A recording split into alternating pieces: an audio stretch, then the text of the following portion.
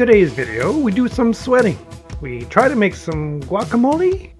I reflect on some life choices at this point. Try to inject some new life into this project. And oh yeah, made a sign.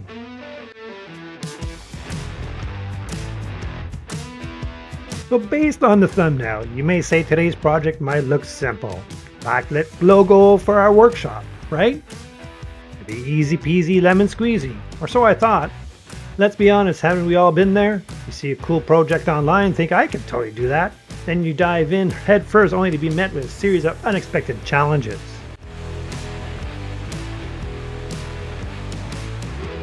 From questionable material choices to battles with rogue epoxy, who knew that was a thing? This project was challenging and slightly frustrating learning experience. So if you've ever dreamt of building something awesome, only to have those dreams dashed by a series of unforeseen mishaps, then buckle up, this video's for you. Let's see if we can turn this epoxy experiment into a success story, or at least a cautionary tale for future DIY enthusiasts. Up to this point, everything seems to be going good. I've chosen my wood, which is a 1/8 inch birch plywood. I sanded it, then I sprayed it with water to raise the grain and resanded it to get it as smooth as possible. Threw it in here, the laser to cut out the logo itself.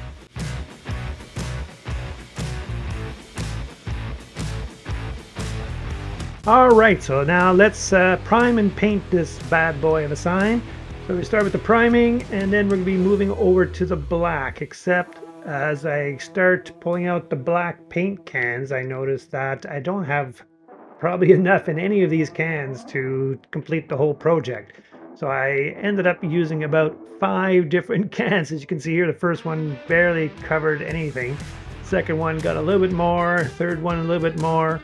And they were all different type of finishes as well. Some were satin, some were glossy, some were semi-gloss. But in the end, I just wanted it something black because I knew that the epoxy would make a nice clear coat over top. If you've been following along with our projects, you might remember some of our videos featuring the awesome Flatmaster drum sander. Now, one of the coolest things about the Flatmaster is that it doubles as a workstation. Unlike most drum sanders that limit you to just feeding material through, the Flatmaster lets you use its flat top as a work surface. Okay, it's time to prep the back of this plywood for the epoxy pour. Now, usually we'd put the shiny side facing the epoxy, but today I'm trying something a little different. We're going full on sticky side with this tuck tape. The idea is, first of all, I can stick on the little pieces of the letters that need to be stuck on in place until the epoxy cures to hold them in place. So in the meantime, the tape should hold them all nicely in its proper place. And here I'm showing you that I'm using a little technique to use the actual cutout letter to place and position these little pieces. And then this way I don't have to weigh down the whole sign with, any intricate type of mechanisms or anything like that, because the tape should seal it nice on the bottom so that the epoxy will just fill up the lettering, and once the epoxy is cured I can just peel off that tape. That's the idea anyways. Wish me luck. Alright, here goes nothing. Epoxy mixing time. This point of view camera is a little trickier than I thought. I gotta get used to keeping it steady. Hey, thanks for sticking around. If you enjoyed this shaky first attempt at point of view filming, hit the subscribe button for more Dusty Workbench adventures. Now, as you can see, we're keeping things on a strict nothing goes to waste budget today. Yep, those are repurposed yogurt cups and feta cheese containers serving as my official mixing bowls. Hey, gotta do what you gotta do when the workshop budget is nothing. And the star of the show, our least favorite epoxy. We've been saving this leftover batch for just in case prototype project, and guess what? This sign became that just in case. Let's hope it still works its magic. Alright, time for the epoxy pour. Now, instead of just flooding the whole sign, I'm taking a strategic approach. Filling the deeper areas first makes sense, right? That way, I can make sure there are no air bubbles trapped down there causing problems later. Plus, it lets me control the flow a bit better as I coat the entire sign. Hopefully this two-step approach leads to a smooth and bubble-free finish. Alright folks, buckle up. Time to fight fire with, well, more fire. For those epoxy newbies out there, a torch can be your secret weapon against bubbles. Just gotta be extra careful with this one though. A little too much heat and things can get messy. But watch those bubbles rise. The heat forces them right to the surface where they can vanish forever. Just gotta keep the flame moving and avoid lingering in one spot. Let's see if this epoxy can handle the heat. Stay tuned. Uh-oh, looks like I underestimated the epoxy needs of this sign. Did I measure this beforehand? Let's just say my inner artist prefers eyeballing things before precise calculations. But hey, that's the beauty of a DIY, right? So I whipped up another batch. And just a friendly reminder though, skimping on proper mixing with epoxy is a recipe for disaster. You gotta get those ratios right or you might as well toss it all in the trash. Uh-oh, looks like the epoxy gods may not be on my side today. See how the intersection of the W is bulging a bit? Not exactly the smooth finish I was hoping for. Maybe I should have listened to my inner voice and used more epoxy in the first place. But hey, that's the beauty, or curse, of experimenting, right? Anyway, I'm hoping a thin finishing coat will even things out. Wish me luck. So far, things are looking pretty good. The epoxy seems to be filling the letters nicely and there aren't too many stray bubbles thanks to our little heat gun battle. Of course, there's always that pesky W causing a little trouble. We'll deal with that with the next coat. Remember that little green friend from the intro? The one some of you might have mistaken for a leftover guacamole container?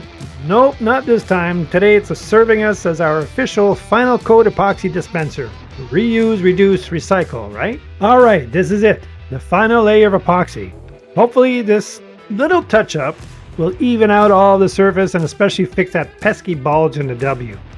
Gotta be gentle with this last coat. I don't want to mess up all the work I've done so far. The moment of truth. The epoxy is cured and it's time to see if that crazy tape trick actually worked. Remember, we skipped the usual shiny side up approach and stuck the tape directly to the plywood. Will it peel off clean or will it be left a sticky mess? There's only one way to find out. Let's do it. Uh-oh, looks like our sticky situation might be a bit stickier than I anticipated. Did you see that? Some of the epoxy managed to leak through the tape. Not exactly the clean lines we were hoping for. Phew, it's getting hot in here. This workshop must be pushing at least 34 degrees Celsius, at least it is outside. And with the humidity, it feels like friggin' 44 degrees Celsius.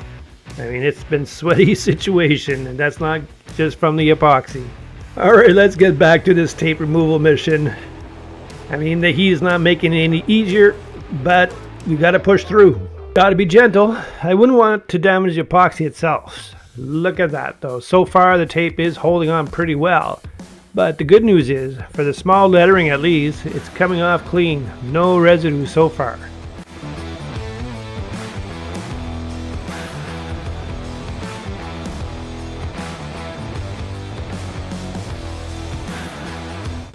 This tape is like super glue. Seriously, it's coming off the sign nice enough, but now it's decided to make permanent residence on my fingers. Maybe I should have invested in some gloves. So we've conquered the small letters, but the real challenge awaits. The big boys. See how this tape is stuck on there? It's like it's become one with the epoxy. Now I'm worried if I pull too hard, I might rip the whole thing right off the sign. Now wouldn't that be a disaster? Alright tape, you win this round. No amount of peeling or picking seems to be working on these stubborn sections of the big letters. So it looks like it's time to call in the big guns, or should I say the big sander. Now this isn't ideal, but sometimes you gotta do what you gotta do. The trusty Festool orbital sander is coming to the rescue here. We'll have to be super careful though not to sand through the epoxy itself, but hopefully we can remove this leftover tape without ruining the entire sign. Ugh, this tape is tougher than I thought. Look at this. The sticky tape and epoxy are gumming up the sandpaper like crazy. I even tried the magic eraser, but that barely made a dent. Now, thank goodness for all those used sandpaper pads I have saved for just these occasions. This project is definitely turning out pull out all the stops kind of day. Uh-oh, remember that little leak we spotted earlier? Looks like the tape got trapped right there, sandwiched between the epoxy layers. And guess what? In my attempt to free the tape, well, let's just say I created a new problem, a small hole in the epoxy itself. I'm telling you, this project is definitely testing my patience, and I'm really questioning my epoxy skills right now. So much for a smooth finish, right? Well, that hole is going to have to wait. I'm just going to focus on what we can control, the rest of this surface. We're going to have to get rid of any remaining tape residue and make this whole thing as smooth and consistent as possible. Alright, here we are. The moment of truth. This little gap or this little hole in the epoxy. Let's just say it's a series of interesting choices on this project. And you know, sometimes at this point I wonder how, you know, in the past 56 years of being on this rock has led me to this point of having, you know, this hole in my epoxy. Well, but hey, that's the beauty, or maybe the madness of a DIY, right? You learn, you adapt, and sometimes you just gotta laugh it off. Okay, it's time to channel my inner 2-second decision making. We're not dwelling on this hole, we're conquering it, I'm telling you. Tape to the rescue again. Let's create a nice little barrier to hold the new epoxy in place, this time with the shiny part towards the hole. And I'm using the tape to cover up the rest of it. And hopefully that will also, with putting another coat on, will also finally fix that pesky W raising situation at the front as well, because it is still higher than the epoxy, or is pushing the epoxy up as a little bump. So hopefully this last coat will fix all those problems, the hole and that W.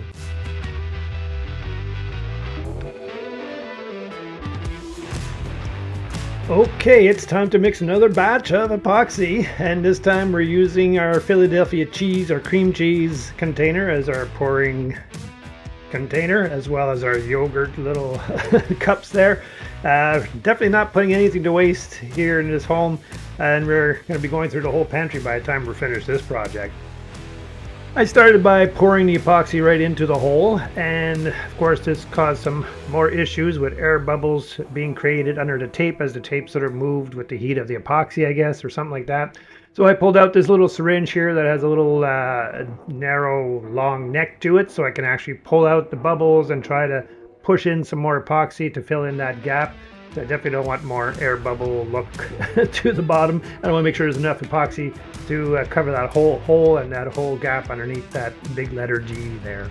And here I'm just using the, you know, our trusted little silicone brush here to get the epoxy to be coated all evenly across the sign.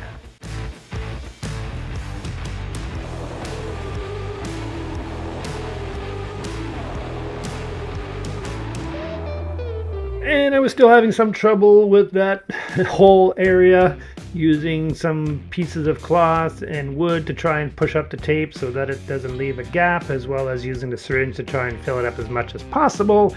And of course, in doing so, because I put some things underneath, I forgot that I unbalanced the whole sign, and of course the epoxy ended up leaking off the edge, and it glued right up to my table here, causing a huge mess. Freedom at last. Looks like our little friend here is officially separated from its temporary home, thanks to a little chisel persuasion, of course. Now onto the not so glamorous part, the backside battle. This epoxy seems to have mind of its own, even seeping into the back of the sign. But the sandpaper is having its revenge. It's cleaning it right up without any problems. Somehow the epoxy doesn't seem to gum it up as much compared to the tape did. And of course I'm going to sand that part that I put new epoxy on to sort of match the rest of the lettering so that it has a little bit of a foggy look to it. Sanding is done, and well, let's just say it's not quite the flawless finish we were hoping for. Air bubbles in the little areas there, as well as I left a mark. I guess when I was sanding, it was up against that part of the table that I chiseled out. So no time to dwell on these imperfections that I can't fix at this point. So I'm just going to go on to spray paint. Oh, I Looks like my camera fell and I found some dusty critters underneath our spray booth. I'm gonna have to clean that out someday. So I'm just going to put some white for the small lettering and the saw blade, and then the D will be orange and the W will be gray. So I'm just using the paper here to cover things up. Of course, I'm leaving time in between for it to dry. It doesn't show that here in the video, but yeah, there is time going through before I actually put the paper down again in between each coat of different colors paint. Now, the colors that we have is not the exact orange or gray that we use in our logos, but this is just going to be in my workshop. And again, this project is really a prototype and practicing to see how, how I can try different techniques to try and make a certain look and see if they work or not and learn from it. Alright, drum roll please. The paint is dry, the tape is gone, and look at that. I gotta say, it came out pretty darn good. Despite all the air bubbles, the rogue tape incident, and our little chisel slowdown, or showdown, we ended up with a sign that actually looks, well, pretty awesome. Now the idea was to put a backlight so the letters do light up, as you can see here. So here's the thing about the backlight idea. See these little imperfections? They might be charming in natural light, but with a backlight shining through, well, let's just say they might become a bit too visible. So new plan, solid backing for this bad boy, and instead of a full-blown backlight, we'll focus on creating a cool glow effect coming off the sides. Think Tron vibes, but in a dusty workbench style. This project might not have gone exactly according to plan, but hey, that's the fun of DIY. You learn, you adapt, and sometimes you end up with a glowing sign that's even cooler than what you originally envisioned. If you made it this far into the video, thank you for staying, and we hope to see you here again at Dusty Workbench. And if you enjoyed this video, or you have any comments or questions, or you might have done something differently, please leave them down in the comments below. I'd love to hear from you. And that's it for this video.